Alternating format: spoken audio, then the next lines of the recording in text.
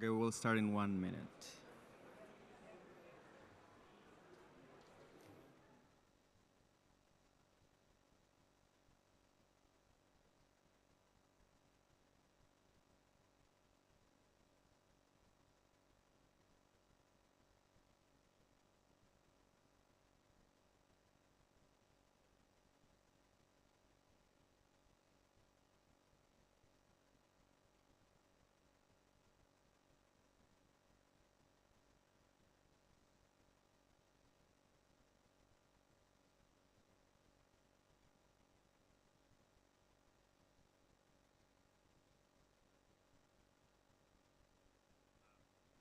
Thank you everyone for making time on your very busy schedules to be here today.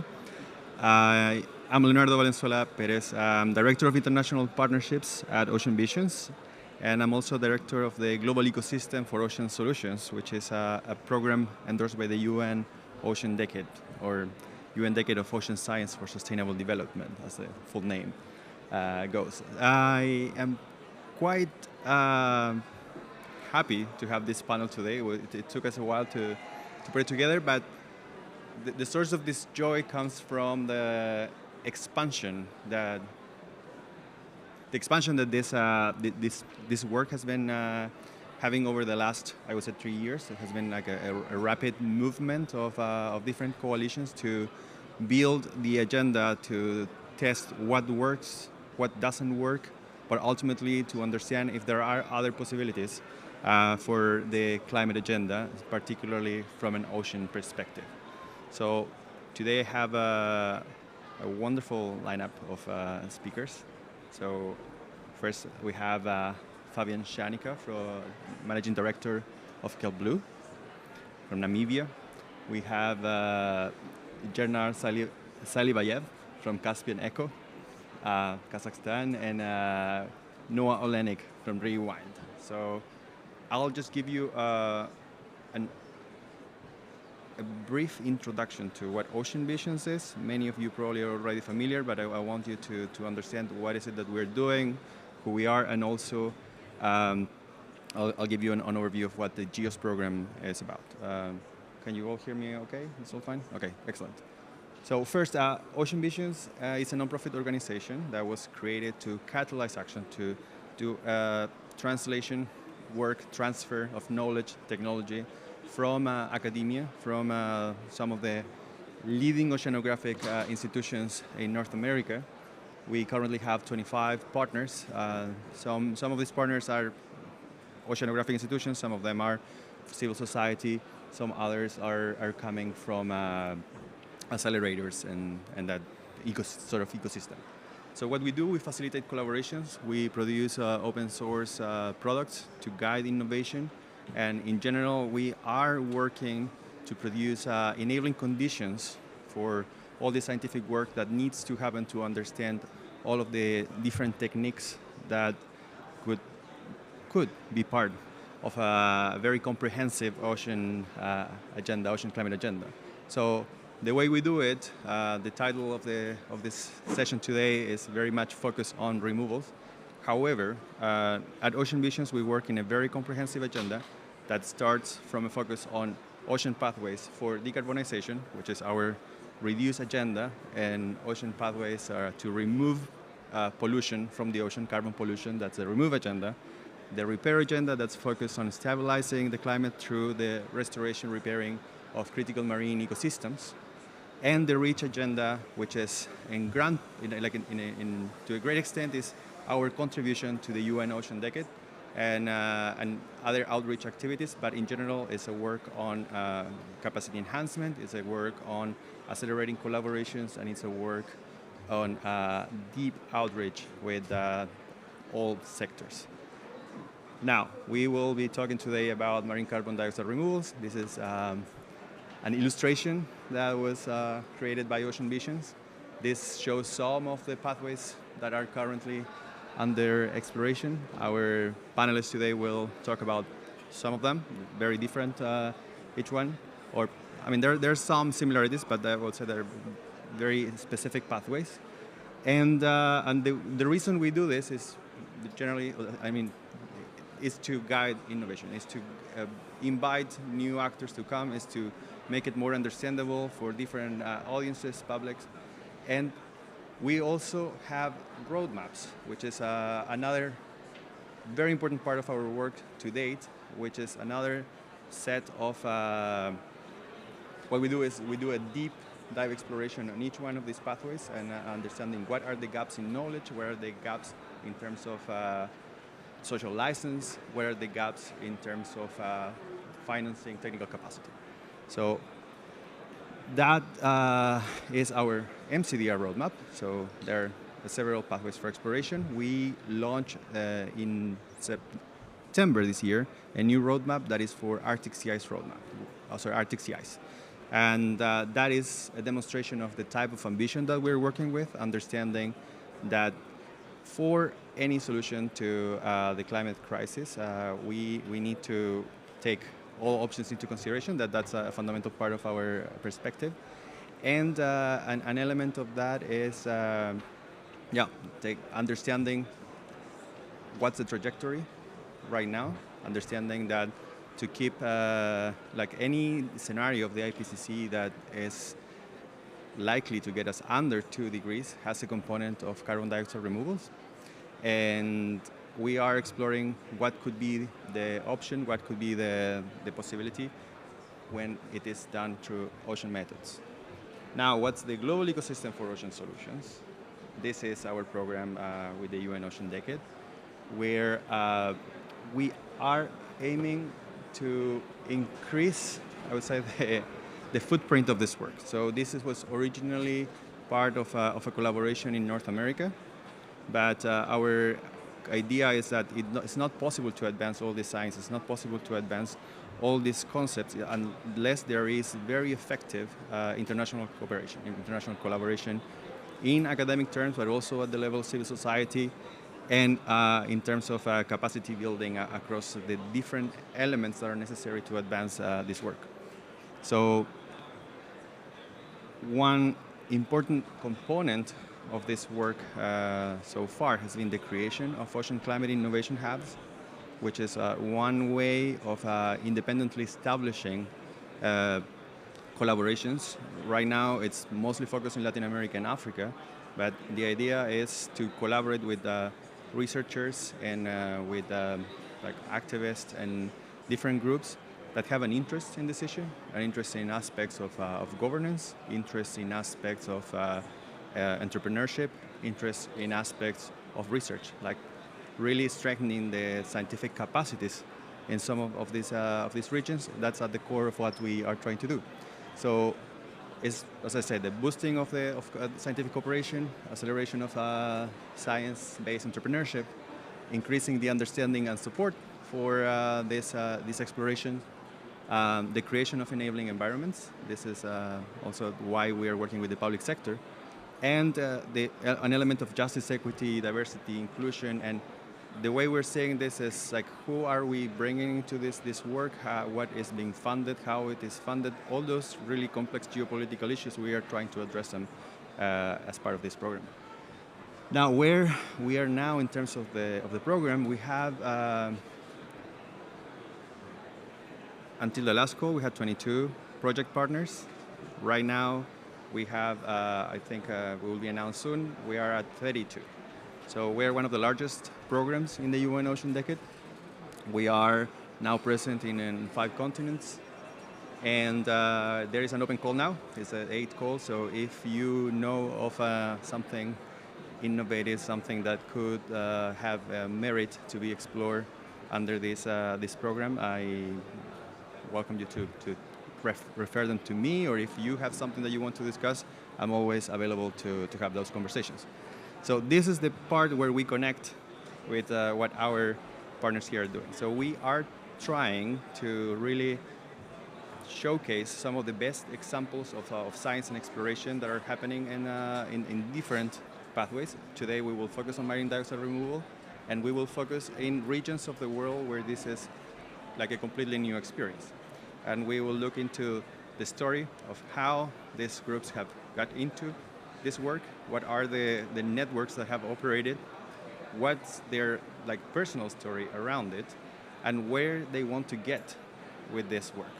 So we will start with Fabian from Kelp Blue and the Kelp Blue story. Thank you very much, Leo, and good afternoon, everyone. Yeah, my name is Fabian Shanika, Managing Director for Kelp Blue Namibia. So just a little bit about Kelp Blue. Essentially, what we're trying to do is cultivate kelp forests with two aims largely, to boost the marine biodiversity, whilst at the same time doing carbon sequestration. Just in terms of where we are located, I come from Namibia, but we've got operations in New Zealand as well as in Alaska. I have to say that the Namibian operation is at this moment the flagship project. We're specifically cultivating a giant kelp, and there are very, very specific reasons for that. One of them is obviously the rate at which this grows, and then all other sort of associated benefits that comes with that. Biodiversity increase. It's an ecosystems engineer. What we have seen is since we started doing this farm of ours, there's lots of life that has been returning. We typically, when you go out, you see dolphins literally following whatever boat you're using, which wasn't quite the case a few years ago. And then the third component to our business model, which I didn't touch on, so apart from the biodiversity, the carbon sequestration is really probably the most important one right now. It is the fact that we can make a product that we can utilize and actually send to market, and that is the biostimulant, which ultimately gets used as a fertilizer in most of the crops around the world. How do we farm? As I said, we cultivate this, and I have to highlight this. It's very different to some of the kelp operations. We don't harvest wild. We actually cultivate this, let it grow, and then we harvest. So we put a structure into the ocean, typically water depths of anything between 5 to, say, 25, often to 30 meters, because sunlight is an issue.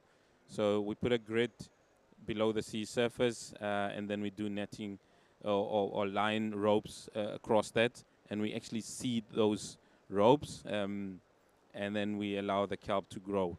The beautiful thing about microcystis is it's got bladders, so it floats. It will always be upright, and that allows us to harvest the very top part of it, and you can do multiple harvests. So once you install the forest, we're not there yet, but literature tells us it can last for about 7 to 8 years, where you don't have to do any maintenance. We've only been operating for 4 years, and our grids are still going strong.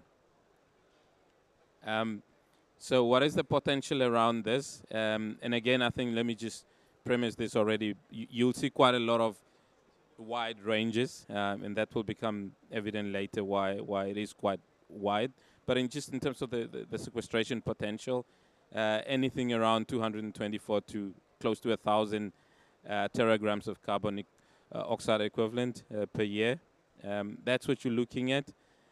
We know that 3 to about 25 or 21 tons more carbon per hectare that you can sequester compared to many other sort of forests.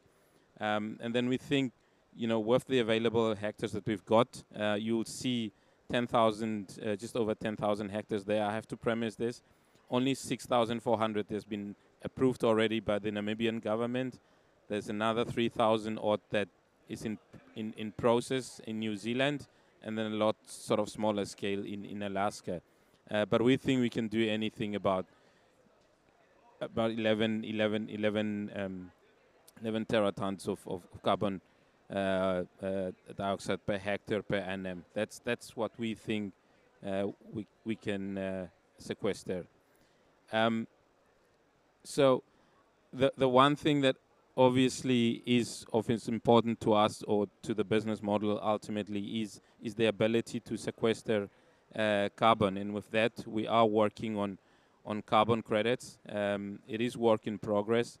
Right now, what we're doing is we have got, and I've got my colleague Roy sitting in front here, we have got a foundation called the Kelp Forest Foundation.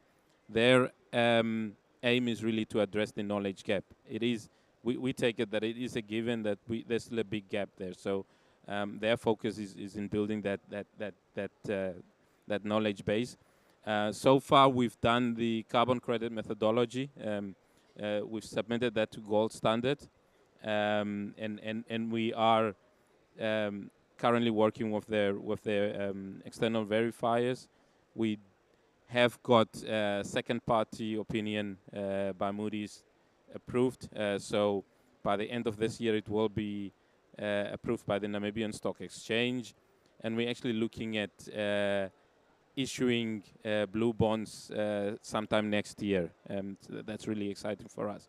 And then we're working with at-depth MRV in terms of doing pilot monitoring and reporting verification on the farm. As I said, going back to the earlier point that I made, that we do acknowledge there is a gap in that space, and it's work that's in progress. And then just in terms of the pathway, I'm not going to go into details here, but the whole idea, of course, is that parts, and it's about 10% of the carbon that gets sequestrated, it will end up in the deep ocean, permanently locked away, and that's where the carbon sequestration angle comes in. And then just to put it out there, we've been nominated as finalists for the X Prize Carbon Removal competition. We are one of the 20 finalists.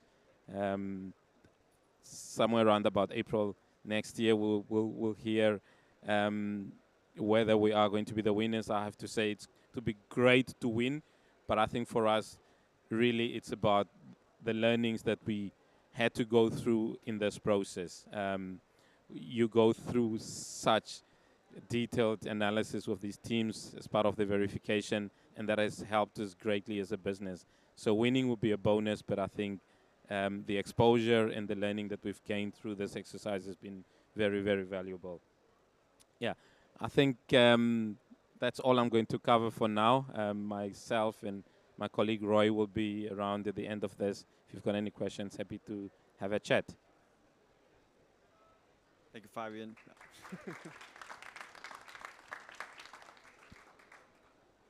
Yeah, this is incredibly exciting work, very pioneering, I would say, from what we have seen in Africa. But now we will connect to another area that also had its start in Africa, in Morocco, as a model, as a methodology.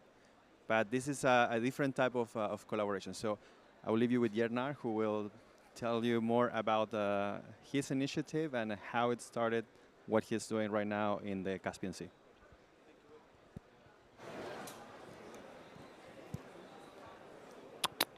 Yes. Thank you very much, Leonardo. Thank you, beautiful people. I don't have much experience as a panelist. I'm very first time doing this, so I think you'll be happy.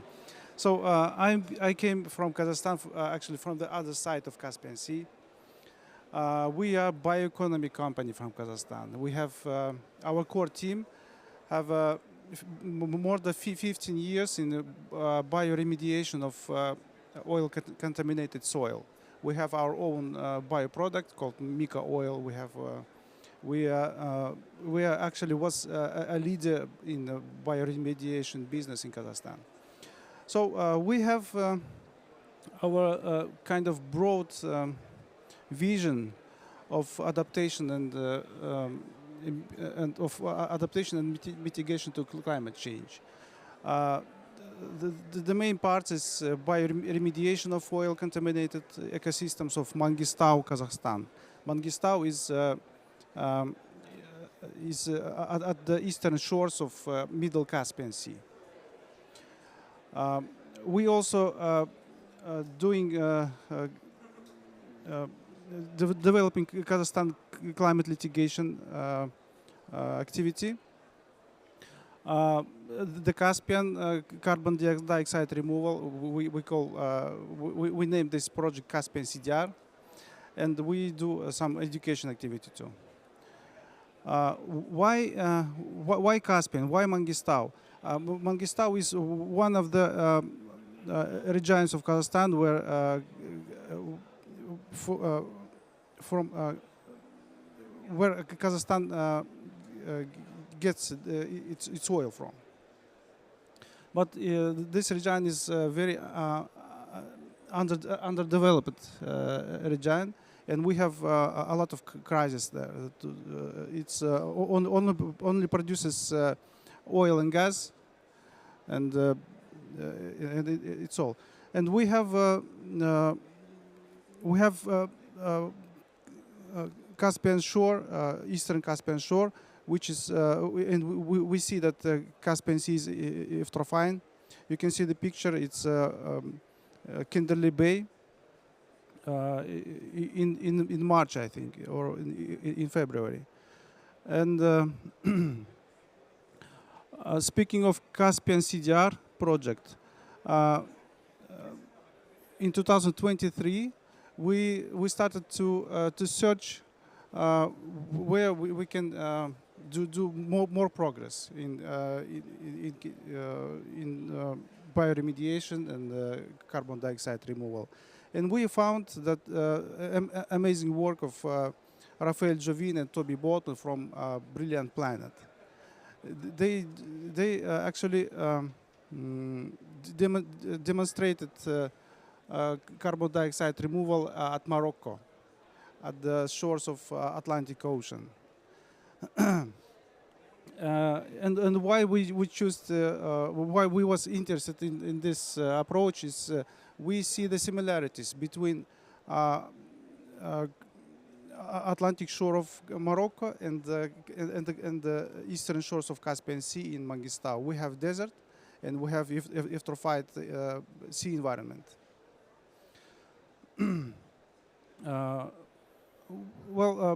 For 1 year we did extensive research of this area. We assessed the area of our interest, and we see that there is potential to remove carbon via microalgae cultivation at megaton scale. We have around 10,000 of hectares that we can use to scale the carbon dioxide removal, and we believe that this approach is cheapest one in carbon dioxide removal science. According to Raphael Jovin, the cost of removing carbon is below $100. And this approach is, we call it high quality because microalgae are actually cultivating in aquaponds at the shore, and we can measure how many carbon was sequestered and then buried underground. Here you see our timeline, and the first is I must mention the Ocean Visions because one of the starting point of our developing our research was Ocean Visions roadmaps that you mentioned before. It's really great, and based on these roadmaps, we actually contacted Raphael Jovin. I wrote him a letter, and he was very kind. And after 1 year, we have now, I think, a huge progress because we received support from Raphael Jovin itself, At September this year, we started bioprospecting of Caspian of Caspian Sea. Our seawater samples are now in Rothamsted Research in Harpenden, UK. You actually, sorry, this is the picture of the rig that used for the to research our microalgae, and these algae are extracted from the seawater samples that we collected in September and sent to Rothamsted Research. We also finished the assessment of area of interest. We did extensive research. We also started studying of desalination and seawater reverse osmosis bioremediation and hydropower potential, because when you pump the huge amounts of water to the shore, you are creating the hydropower potential. And next year we're planning to deploy a laboratory at the shores of Caspian Sea, which was this will be followed by our pilot facility of 3 hectares, and we hope that in 2027 we will start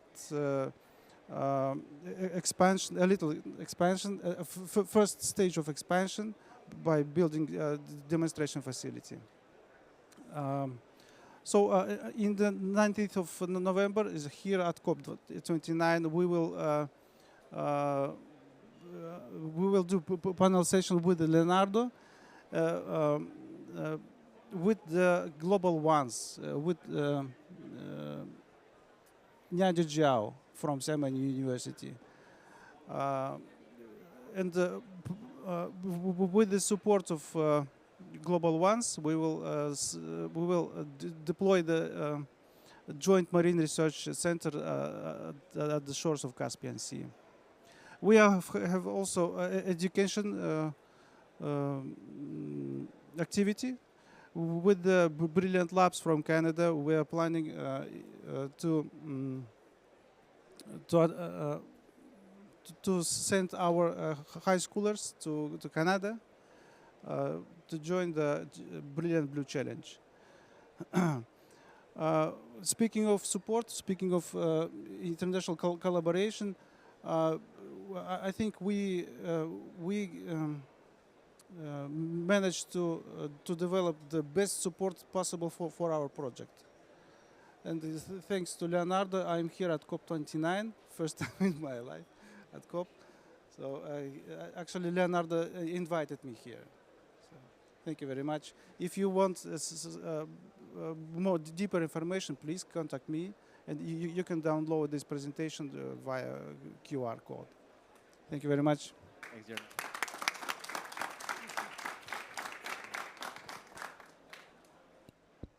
Okay, yeah, that's working.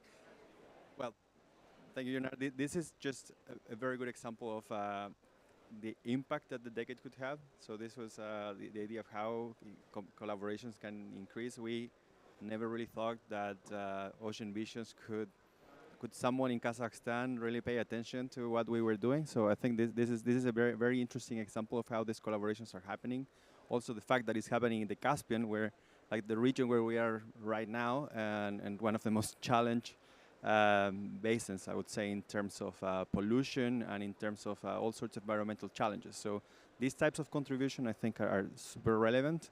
I think it's important to support like capacity and support these types of initiatives as much as possible. And I think from what Yernar is mentioning, building a lab, building that sort of infrastructure in these regions, that will be a like fascinating, incredible fit. So thank you, Yernar. And now we move to Noah. Great. So Nice to meet you all, everyone. I'm Noah Olenik, co-founder and chief sustainability officer at Rewind. Thank you, Leonardo, for facilitating such an important panel and for the Ocean Pavilion to create this really important movement. It seems that you're really smart people in this room, so I feel this vibe already. At Rewind, our mission is to reverse climate change and to do it in collaboration with nature. But let me start with a quick story before I dive into the solution. Meet Peter. Peter really likes to bike. So a few years ago, he was biking next to the Danube River in the Black Sea when he thought about a really interesting question. How come there are dozens of shipwrecks that are perfectly preserved at the bottom of the Black Sea? Peter is actually Dr. Peter Crost, who is expert in marine biology, and he shared this thought together with his colleague, Professor Dror Angel.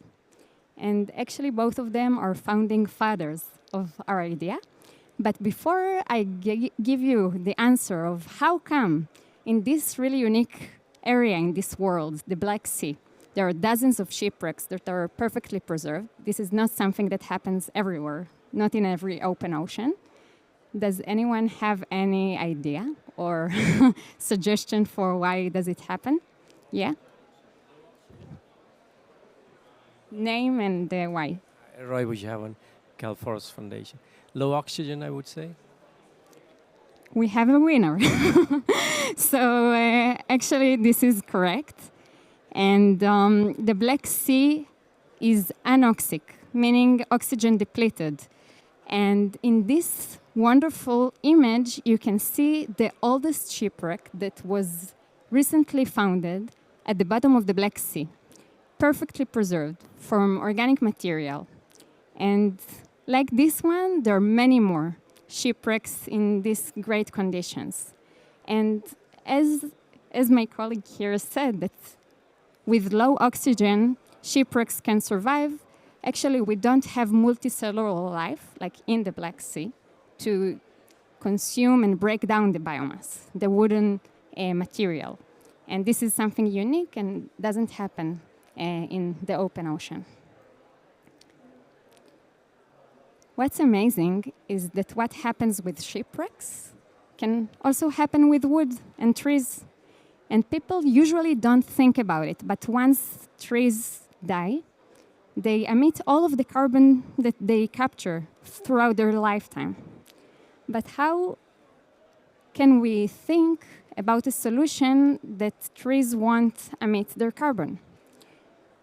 Peter and Dror thought about this concept. My colleagues, my co-founders, and I thought about this concept, and we understood, okay, if we find a solution, we can actually drive a huge impact for climate change.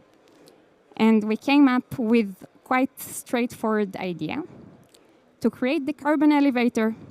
So what we do, we collaborate with forestry managers, with farmers, and try to enhance their sustainable practices to enrich the soil, biodiversity, and then we collect the surplus woody biomass from them and sink it to the bottom of the Black Sea, where it can preserve for literally thousands of years.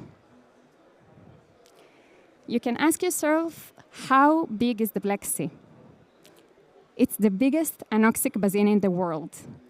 In terms of its volume, it's more than 500,000 gigatons of water. So if Rewind wants to sink 1 gigaton, impressive target, it will be less than 1 fraction of the percent of the volume of the bottom of the Black Sea. Literally drop in the water. Next to the Black Sea, all the countries have a lot of agriculture and forestry, around of gigaton of produce each and every year. So in terms of supply for our solution, we are quite lucky in this location. For us, science is a core part of our mission. So we set out for about 2.5 years ago for a journey around the world to deploy biomass samples in anoxic environments and oxic environments. We measured sediments, water samples, the preservation rate of biomass. We also took samples from wooden shipwrecks that were preserved for 2,000 of years, and then, in a way, we have this evidence of what will happen to our biomass in 2,000 of years from now. We created oceanographic models of the Black Sea to predict the behavior of the biomass over a long period of time. And we had two questions that we wanted to validate. One is the permanence, and the second one is the environmental safety. And I think that in these photos, you can see how much fun we have in different areas around the world. And I think that if any one of you want to see the results of our experiments insights, you can visit our website, rewind.earth. We have the report page, and there you can find all of our results, future experiments, and insights. To provide the most accurate data, we also develop the best technology that we can to have tracking a process of the biomass journey from the field all the way to the bottom of the sea that can be 1 kilometer depth. So we analyze the biomass, we track the entire journey, we measure the preservation rate, share the LCA results, and we have also deep sea monitoring system that is equivalent to the space technologies in terms of the challenges that we have in the deepest part of the sea. This is our team. We are Rewind. And I invite each one of you to collaborate with us, to ask questions, and just join us in this journey. Thank you very much.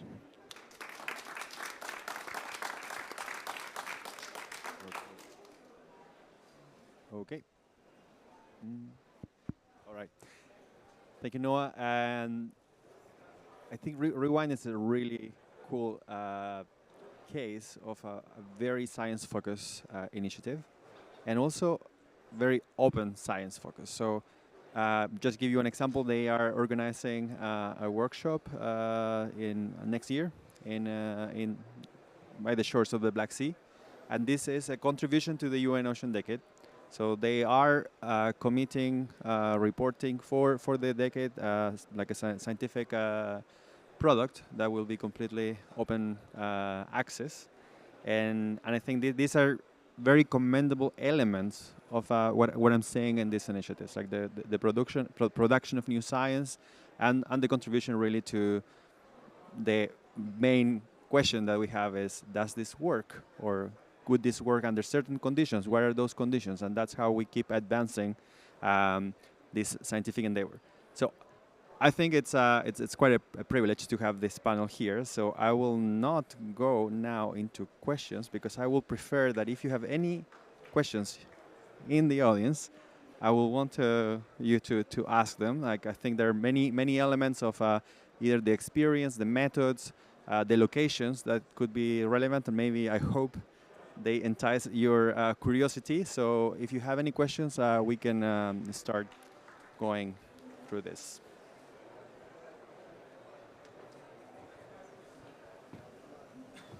I was just wondering with the kelp forest, Fabian, why it's not biodiversity credits, and also just in the context of the macrocystis, because that's native in New Zealand but not in Alaska and Namibia.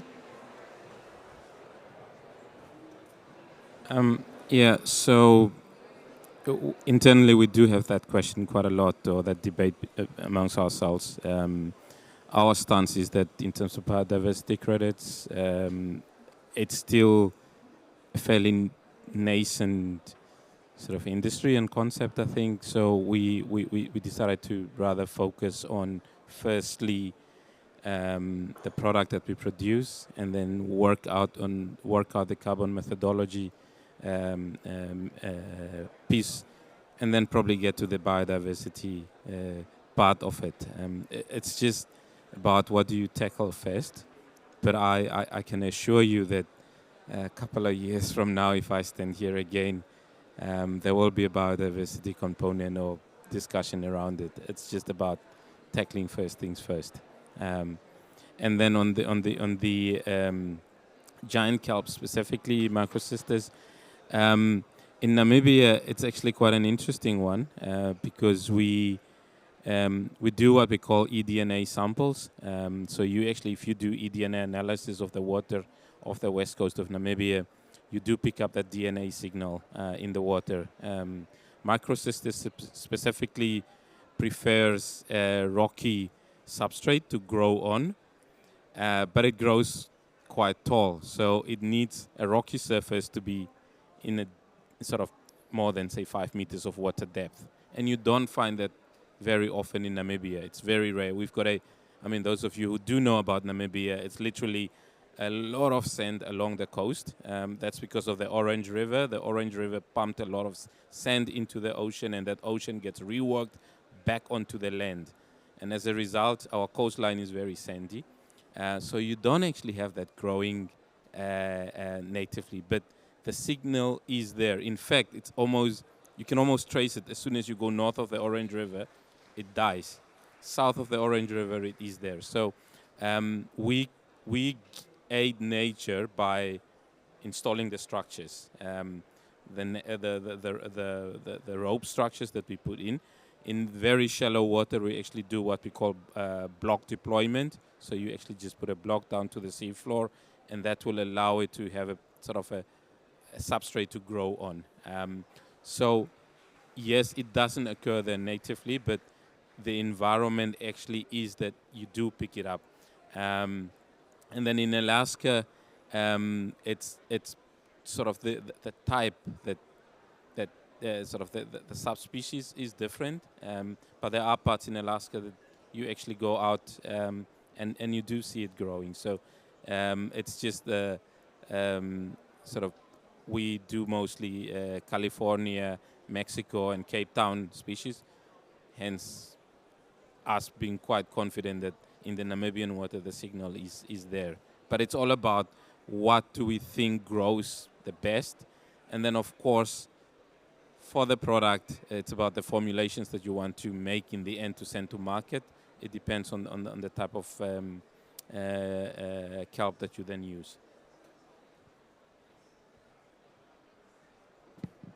Thank you very much. Thank you very much for the panel. I have one general question for everyone, but also a question and comment for what Noah said. I happen to be marine biologist from the Black Sea region. And although the Black Sea is really the biggest anoxic basin, it's not fully anoxic. It's only 86%. Other parts are full of life, absolutely unique biodiversity, including endemic species, which you can find only there. So this is really important to understand that it's also a highly vulnerable region, and everything which happened in one area of the Black Sea impacts other areas, and we had this in previous decades. So these local seas are very, very highly vulnerable. So the questions, I have many questions to be honest, but starting from where is this site? Do you communicate with the local scientists? Do you include the opinion of the local communities there? So all of them. And maybe just following this question to all of the panelists, environmental implications of all of the projects. It's really interesting to hear your opinion on how it could affect biodiversity and what are you planning to do with this. Also considering the fact that there are a lot of international agreements, and there was just happened COP on biodiversity, which just reassured once again the need for precautionary approach to such techniques also. And yet here we did not hear nothing about the precautionary approach or the need for it. And so please, we'll be really happy to hear. Thank you. Thank you so much. Amazing questions, and thank you for asking them. I would love also to speak with you afterwards. I would say that for us, we didn't start anything without coming and meeting all of the scientists that we can, all of the NGOs that are also social and environmental around the Black Sea. up until now, we hosted about 5 or 6 roundtables, like the Black Sea Climate Roundtables, and we brought many scientists from different fields to just share the insights about all of, specifically biodiversity. We had panel like celebrating on March Women in Climate, so only biodiversity in this field. So we really focus on that. In terms of the sensibility, vulnerability, we know that this is the upper part of the Black Sea. There are scientists that say it's 100 meters, some say 200. Let's say 250 or 300. We're focusing on 1 kilometer depth of biomass deployment. And for us, the sinking mechanism is really important part. So once we deploy the biomass, we have like minutes fast process. And we asked and consulted with the experts in the field, will it impact anything like in the oxic layer? And they said, oh no, if it will be 3 days, it might have some implications. But if it's few minutes or 1 minute, it won't, like, we do these conversations all the time. And as Leonardo said, we do international workshop in the Black Sea with many experts to discuss specifically this project and other terrestrial biomass storage options all around the world. So we're really open about it. So I'll just mention something, because you mentioned the international the kind of rules, and particularly CVD. So I think it's an interesting reading of what came out of CVD 16, CVD COP 16. So we were on the ground there. So the paragraph that you're referring, I think it is really relevant for the work that they are all doing, which is scientific research to explore like research development. And you have two resolutions or two decisions coming from the CVD. So one from 2010 that says like no deployment should advance unless there is sufficient scientific understanding.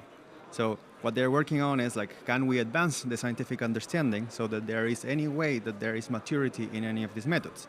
Now, the decision from 2016, 13-14, says that we need to do as much research as possible to understand the impacts on biodiversity, but also positive and negative impacts. That's a very fundamental part of that. So I think there is no opposition in the way of carrying out this work, in the sense that it's super important to do it so that we can understand what are those impacts, and so we can understand the implications. And I mention this because I think there is a lot of misinformation around like the use of these specific international treaties or decisions where they are used with concepts like de facto moratorium. That is not what is happening in this case. So I think it's very important to take it with the balance that it has, also with the balance that it came out of the negotiations in Cali, and also in regards to other treaties. And one thing that came out of Cali that is fundamental for this space where we are right now is the need for coordination between intergovernmental treaties. So we need to have coordinated action and governance around the different pathways for protection of biodiversity and climate action, and I think that is at the heart of what should happen from now on, in a moment where we are having a crisis in this treaties. So do you want to quickly go over the environmental impacts question? Yeah, I could add to that. I think in our case, really, it's and I did mention already that we've got a foundation. We start off by acknowledging that there is a knowledge gap. We definitely don't assume that we know everything. And as a result, we look at both positive and possible negative impacts. So that's ongoing. In Namibia's case specifically, it's quite a unique one. For example, our commercial license is issued for 15 years, but every 3 years we have to get a new environmental clearance certificate. So the environmental law in Namibia is quite solid, I think, in my view. And the fact that you can't get a license for sort of an indefinite period, I see that as an independent mechanism that keeps us sort of honest all throughout. But I think, important to emphasize that we do acknowledge that there could be gaps. And we constantly, and that's why it's such a pleasure to work this group and the likes of Leo, we constantly need to learn and understand the impact of our actions in the area that we work. And speaking of Caspian Sea, there is almost 100 years of documented history of biodiversity loss and the useful productivity loss of Caspian Sea. The key factor of our approach is bioprospecting, what we started in September. We are bioprospecting microalgae, the basement of trophic chain that was disrupted and is disrupting. We all know that in this last 2 weeks, more than 800 seals found dead, and this is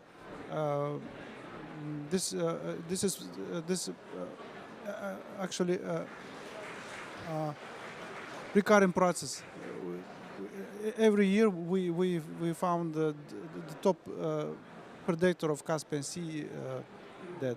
So this is this is a key factor for us because we believe that we believe in nature-based solutions. So yeah. So just a brief comment there, which is the relevance of risk against risk. That I think it's a big part of what we're saying. So we don't have a stable ocean that is in a healthy condition. So part of this exploration is how can we find ways that the impacts of climate change in the ocean related to acidification and thermal stress, they can be addressed through these types of methods. It may not work, but we have some evidence that it could. So that is why we're doing that work against the background of immense losses for ocean biodiversity, immense losses for ocean conditions. I had a question from Thanks. Yeah, and I think that's an important discussion about the ecological impact of trying to save the oceans, but being scared about it because of the dynamics of the science. I had a question for Fabian about blue carbon. I'm wondering why you went with another verifier versus Vera, or trying to create. And I'm not saying that this is a mistake because I think we need many methodologies for verifying blue carbon. But just curious quickly on that, and even more importantly, the blue bonds. Like, who was issuing these bonds, and is it more than just the carbon payback for the sustainable debt capital? Are there other benefits you can prove to businesses in the oceans that they're getting value, resilience, other co-benefits? Thank you. Okay, no, excellent. Are you a banker by any chance? Former, but recovering. No, excellent. Yeah, I think. Let me start with sort of the why not Vera, or who we chose. I think, firstly, we are a startup. We've only been established about 4 years ago. So some of these decisions are about sort of trading off who you think is the best fit for you at the stage of the company. That's probably the most I can say. But in terms of the blue bonds, the idea, of course, is to have the framework approved. And in that framework, there are a lot of subcategories. We weren't scared, so we tried to really be as broad as possible so that you can incorporate a lot of elements later on. You can kind of just put those dials on. So that has been our approach. And sort of lead arranger. And again, for anybody who sort of wants to go into this space, our experience was quite unique. So when you're very, very small, typically the major banks don't want to touch you because you're just too early for them. So we went with a very small firm in Namibia called Simone's Storm. They sort of our lead arranger because they were willing to walk the path with us then. Now that we sort of where we are, we've got all the banks knocking on our doors, but you stick with whoever you worked with from the very start. So that's sort of where we're going. But again, happy to chat with you afterwards if you need more details. Okay, we have only a few minutes left, so we can have one quick question. Very quick, yeah. Hi, I'm Mina Shardup Scripps. I'm a marine chemist, and I'm really interested in the work that Fabian is doing. Can you please talk a little bit about the nutrient balance? I don't know much about the algae, but I suppose that it draws down more than carbon to grow. And since you're using it as a fertilizer, you're essentially removing some of those nutrients out of your system. How sustainable it is in terms of keep growing them at a large scale without having to add additional nutrients in the area that you grow them? Yeah, let me just start by saying I'll definitely have to speak to you after this and put you in touch with our carbonaire. It's a lady called Shu Ben. She does all this works with Roy. But again, in summary, I think if I understand your question correctly, it's about do we fully understand the balance in the system? And I'll correctly tell you now, right now, we don't. I think a lot, and even if we did, it's all theory-based. We've only, our field is only 30 hectares, or just above 30 hectares now. We've only started cultivating about a year ago. So we're building up all these data sets. And it is one of the things that we haven't got a full answer on yet. So, but definitely, please, if you don't mind, let's have a chat. And I would like to put you in touch with the Kelp Forest Foundation. Okay, I'll give you 30 seconds to close the panel, and that will be all for today. So each of you can have your last closing remarks. I think that scientific progress is super important here, but also climate action. And I think that the fact that we have this conversation of different expertise, trying to understand the challenges as well the opportunities, and trying to address the gaps together is the best way to move forward. And I just invite everyone to have the conversation of how we can move forward with optimism and focus to address most of our challenges. And thank you for today. And welcome to Ponto Caspian. I think I saw 4 R's there. We also measure sort of our success through 4 R's. It's all the returns, inspiration, on society, on nature, and of course financial. I did joke to my ex-banker friend. I used to be a banker myself, and it's about really just being inspired at doing something different. Our workforce average age is just above 26. So very, very young people. And I think for me, it's all about inspiration. And with knowing the risks involved, it's about taking that leap of faith and knowing or trying to do something better for the future generations. Thank you very much, Fabian. And just an applause. Yes. Thank you so much.